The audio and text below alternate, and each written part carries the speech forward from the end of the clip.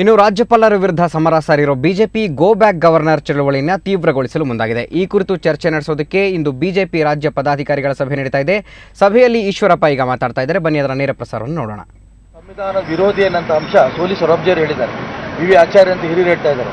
ಇದನ್ನ ಮಾನ್ಯ ಸಿದ್ದರಾಮಯ್ಯನವರಿಗೆ ಭಾಳ ಹಗುರವಾಗಿ ಮಾತಾಡ್ತಾ ಇದ್ದಾರೆ. ಈಶ್ವರಪ್ಪನಿಗೆ ಸಂವಿಧಾನ ಗೊತ್ತಿಲ್ಲ. ನಿಜ, ನಂಗೆ ಸಂವಿಧಾನ ಗೊತ್ತಿಲ್ಲ. ಸೋಲಿ ಸೊರಬ್ಜಿ ಗೊತ್ತಿಲ್ವಾ? ಸೋಲಿ ಸೊರಬ್ಜಿ ಅಂತ ಬಹಳ ಬುದ್ಧಿವಂತರು ಸಿದ್ದರಾಮಯ್ಯನವರು. ನಾನು ಹೇಳಿಕೊಟ್ಟಿರೋದು, ಇದನ್ನ ರಾಜಕೀಯ ಮಾಡೋಂಥ ಸಂದರ್ಭದಲ್ಲಿ ಇವರು ಈ ಸರ್ಕಾರವನ್ನು ಬೀಳಿಸಬೇಕು ಅನ್ನೋಂಥ ಕುತಂತ್ರ ರಾಜಕೀಯ ಮಾಡಕ್ಕೆ ಹೊರಟಿದ್ದಾರೆ. ಇದನ್ನು ಇಡೀ ಕರ್ನಾಟಕ ರಾಜ್ಯ ಜನ ಸಹಿಸಲ್ಲ. ಜನರಿಂದ ಆಯ್ಕೆ ಆಗಿರೋಂಥ ಸರ್ಕಾರವನ್ನು ಬಿಡಿಸೋ ದಿಕ್ಕಿನಲ್ಲಿ ಇವರೇನು ಪ್ರಯತ್ನ ಮಾಡ್ತಾ ಇದ್ದಾರೆ, ಈ ರಾಜ್ಯದ ಜನ ಸಹಿಸಲ್ಲ. ಇವತ್ತು ಮಾನ್ಯ ಯಡಿಯೂರಪ್ಪನವ್ರ ನೇತೃತ್ವದಲ್ಲಿ ನಾವು ಇಡೀ ಬೆಂಗಳೂರಿನಲ್ಲಿ ಒಂದು ದೊಡ್ಡ ಧರಣಿ ಮಾಡ್ತಾ ಇದ್ದೀವಿ.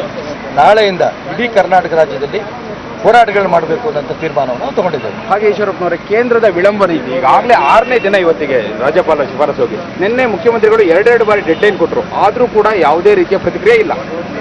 ನೋಡಿ, ರಾಜ್ಯಪಾಲರು ಕಳಿಸಿರೋಂಥ ಈ ಒಂದು ಸರ್ಕಾರವನ್ನು ಕೆಳಗಿಳಿಸಬೇಕು ಅಂತೇನು ಶಿಫಾರಸು ಮಾಡಿದ್ದಾರೆ. ಇದರಲ್ಲಿ ಏನಾದರೂ ಸಂವಿಧಾನಬದ್ಧವಾದ ಕಾನೂನು ಅಂಶಗಳು ತೊಡಗಿದ್ದಿದ್ರೆ 6 ದಿನ ಕೇಂದ್ರ ಸರ್ಕಾರ ಕಾಯೋಂಥ ಅವಶ್ಯಕತೆ ಇರಲಿಲ್ಲ. ಒಂದೇ ನಿಮಿಷಕ್ಕೆ ಮಾಡಿಬಿಡೋರು.